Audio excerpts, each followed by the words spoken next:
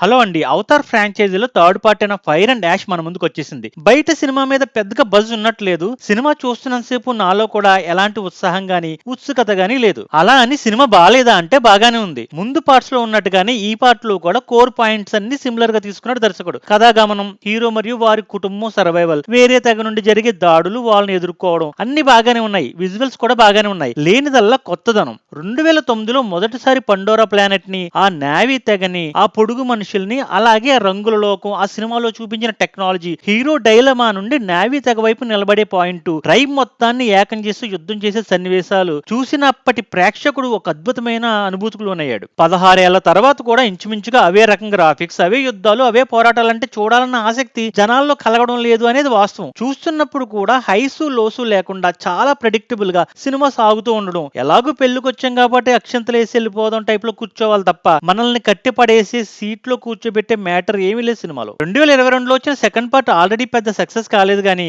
Sequel కారణంగా collections అయితే బాగానే రాబట్టుకుంది. ఈ థర్డ్ పార్ట్ గట్టెక్కడం మాత్రం అంత ఈజీ కాదు. జేమ్స్ కెమెరన్ మామ ఈ అవతారాలను ఛాలెంజ్ చేస్తే బెటర్ అని నా ఫీలింగ్. మీ అభిప్రాయం ఏంటో కామెంట్ సెక్షన్ లో పెట్టండి. ఇదండి గ్లోబల్ గిరీస్ యొక్క అవతార్ 3 రివ్యూ. మీకు నచ్చినట్టయితే లైక్ చేయండి, షేర్ చేయండి, సబ్స్క్రైబ్ చేసుకోండి. Thank you.